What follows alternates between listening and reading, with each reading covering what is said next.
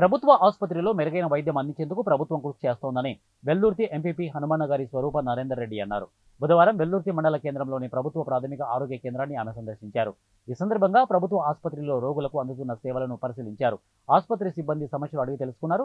24 గంటలు సిబ్బంది అందుబాటులో ఉండి ప్రజలకు సేవలు చేస్తున్నారని, అలాగే అందిస్తున్నారని ఆమె తెలిపారు. ప్రభుత్వ ప్రాథమిక ఆరోగ్య కేంద్రంలో 2 వైద్యులు అందుబాటులో ఉంటున్నారని, నిరంతరం వైద్య సేవలు అందిస్తున్నారని తెలిపారు. గ్రామాల్లో నుంచి వచ్చే ప్రజలకు అందుబాటులో వైద్యం ఉంది కాబట్టి ఈ అవకాశాన్ని ప్రజలు సద్వినియోగం చేసుకోవాలని ఆమె సూచించారు.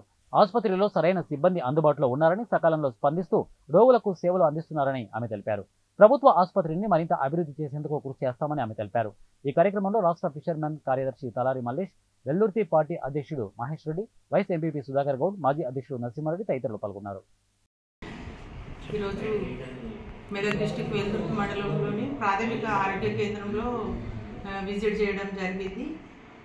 అందులో ఆసుపత్రిలో సిబ్బంది కూడా చాలా నిండుగానే ఉన్నారు. 2 డాక్టర్లు, అయితే ఒక మేడం లీవ్లో ఉంది. ఇంకా 2 డేస్లో తను ఛార్జ్ తీసుకోవడం జరుగుతుంది.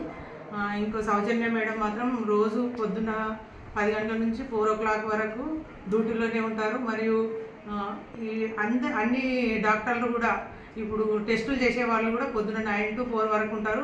24 hours ఉండే